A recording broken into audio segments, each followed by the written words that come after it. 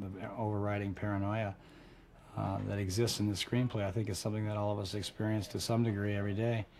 These things can happen, do happen, and are pretty terrifying when they do, extremely terrifying. And I just thought the idea of exploring that through the eyes of a guy who's experiencing it would be something different to play too. I don't often read scripts or see movies that see that kind of reality, that kind of day-to-day real horror that can exist in your life instantly, can change turn your world upside down in a heartbeat when you least suspect it.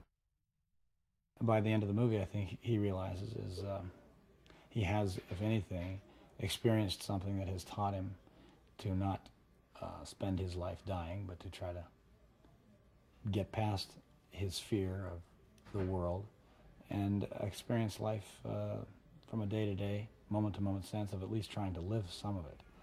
And he's successful at that. I don't think he's extremely unsuccessful at figuring out what to do. But I think that is generic to the theme of this movie, which is that nobody's prepared for this kind of a situation. So they start off cross-country to move to San Diego, and they're from a suburban setting in the east, from Boston. And they get out here to where they're definitely fish out of water. They're out of their element. When through a set of weird circumstances, he discovers after a gas stop and after the car is broken down, when his wife takes a ride with a truck driver to go to the next town to call the AAA, when he comes in to pick her up, discovers that she's not there, doesn't know where she is, begins to try to find where she might have gone, and slowly begins to realize that something's wrong here and she's not around, she's not here. One of the things in this movie that we try to do is not second guess the audience, but be with the audience and say, what would you do? Well, if you would do that, then this is what happens here. The police are just unable to help. He's confronted with the kidnapper and the policeman who stops the truck driver. They check his truck out. The policeman does everything he can think of, and there's nothing to be found in the truck. There's no sign of struggle or evidence of any kind of wrongdoing. And he has let the truck driver go.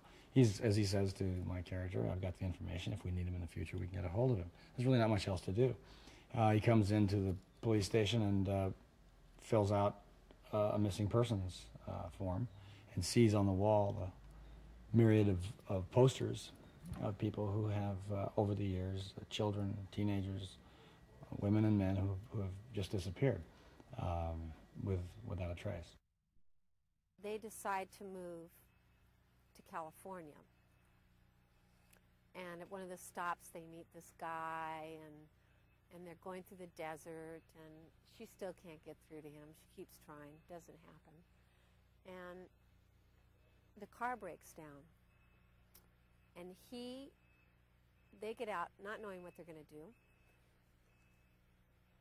This trucker comes by, and she, being the more decisive one in the relationship, says, he offers help. She's going to take it, go to the gas station just down the road. And he doesn't want to leave the car because we've seen some other guys coming by kind of harassing us. He doesn't want to leave the car. She jumps in the truck, goes to get help, and that's it. And then he doesn't know what happened to her. When he goes to meet her at the place that she said she would be, she's not there. What I like about what Jonathan Mostow's doing with this film is that he implies that we already have all the information. We already have the fears. We already have all the information about what it's like. So there is a entertainment aspect to this.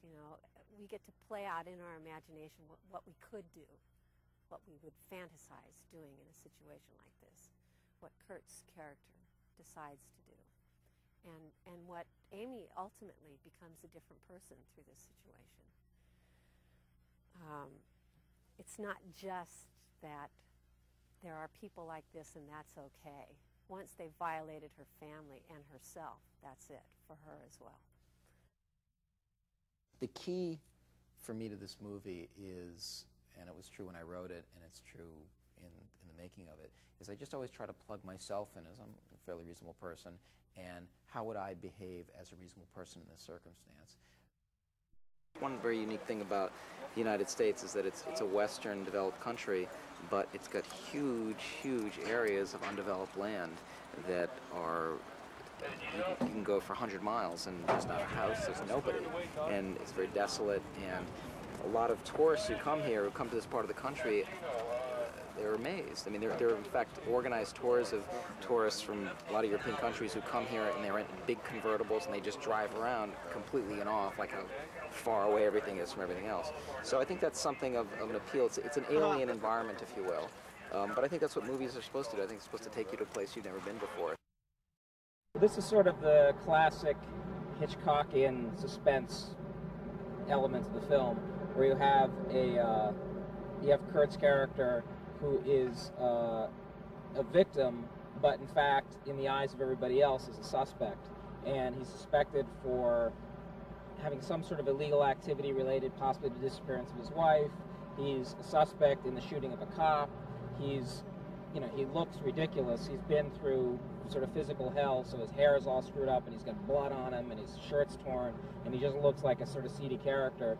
And so he's moving through this truck stop trying to find the people that have kidnapped his wife. Meanwhile, people are seeing him acting very strangely, in one case having a gun in his hand, and so now the police are looking for him, people are looking at him kind of oddly, and he's kind of not in a good place in his life.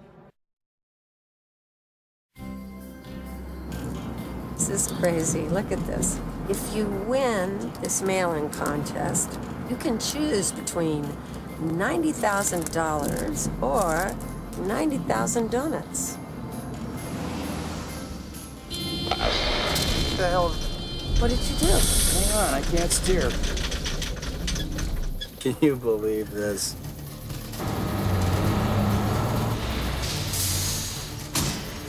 Folks all right? Our car broke down. I can give you a ride to Bell's, a little diner about 5 miles down the road. They got a payphone. You call a tow truck, they just come in and haul you out.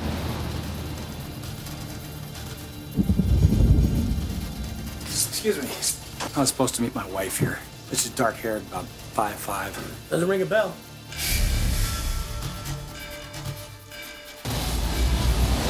Pull over! Listen, I'm looking for my wife. Look, I don't know how to tell you this, but I've never seen you before in my life. It was him. It was this truck. I searched the truck. No sign of a struggle. You know, there's over 100,000 people go missing in this country every year, all vanishing without a trace. My wife did not leave me. You the fella looking for his wife? I saw what happened. We're gonna be watching you. When do I see my wife? So now Jeff should start walking. Get down on the ground! Police just one's in on him. What do you want?